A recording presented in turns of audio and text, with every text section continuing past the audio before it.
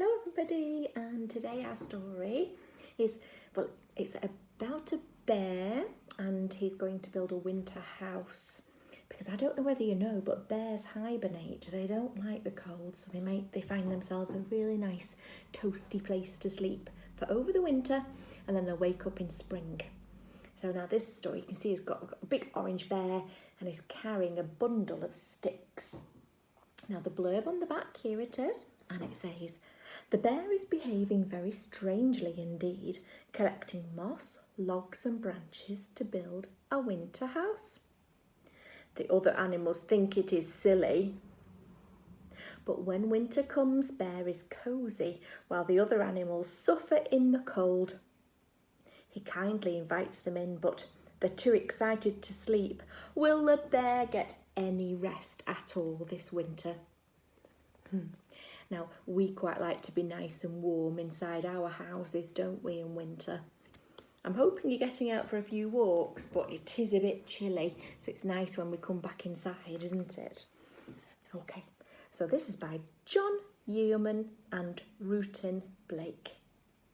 The Bear's Winter House. Here's our title page, and there we can see Bear holding his sticks. He looks like he's having a puzzle, wondering how to put them together to make his little hut. Here we go. Now it says, "One chilly day at the very end of summer, the hen found the squirrel, the hedgehog and the pig peeping at something through the bushes. 'What are you looking at?' I think we know what he's looking at, don't we? 'We're looking at the bear,' said the hedgehog. 'He's behaving in a very strange way,' said the squirrel. 'Climb on my back and have a look,' said the pig. So the hen fluttered up onto the pig's back, and there, through the hedge and the bushes, she could see the bear running off into the woods and returning with armfuls of large branches and logs. 'But that isn't all,' said the squirrel. There he is, can you see, holding his big bundle of sticks. And it wasn't all, because then the hen saw the bear scrape up some moss. It was a soft moss from the ground, and he made a very neat pile.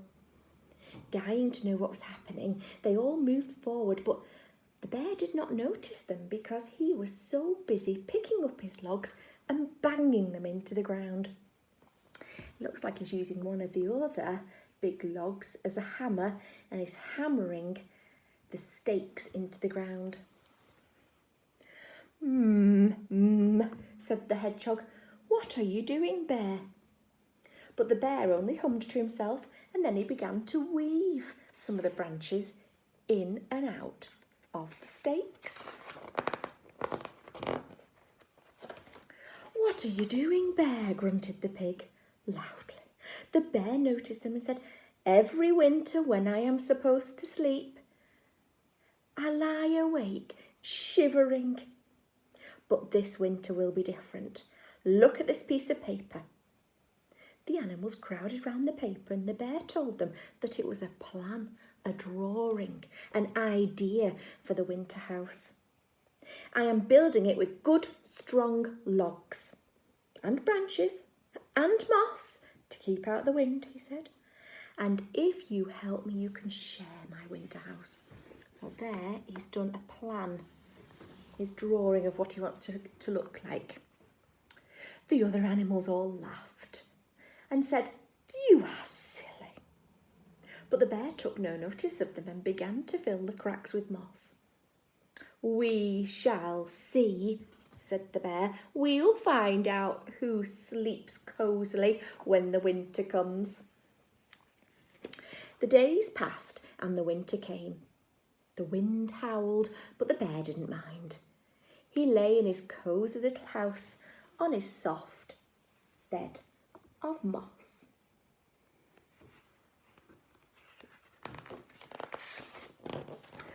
But the squirrel, who usually spends the winter asleep in a nest of loose twigs at the top of a tall tree, was very unhappy. The branches swayed this way and that, and they nearly threw the poor squirrel out of his nest. And the hedgehog, who usually rolls himself up in a ball among the leaves in winter, was unhappy at the foot of a tall tree. Although he curled himself up into a tight ball, the damp leaves would not stick to him because the gale swept him away. Let's see if we can just see the hedgehog, who should also be hibernating. There he is. And all the leaves that he was cuddling up in, they've been blown away too. So the squirrel and the hedgehog, who should be hibernating through winter, are not doing very well. Now, the pig, he was unhappy in his sty. The icy wind had blown away all his straw and left him shivering on the cold stone floor. Now, pigs don't normally hibernate, do they? They can stay awake all of the year, but I think he's very cold because of these icy winds. And the hen, she looks very cold too. She was unhappy on her perch because the strong wind blew through the cracks in her hen house and even made her sneeze. Yeah, she does look a bit unhappy. So we've got an unhappy pig and an unhappy hen. At last, the 4 animals could stand it no longer. They all walked sadly through the wind and rain to Bear's winter house. And you know, they begged Bear to let them in. Oh, they do look cold. Look at that stormy weather.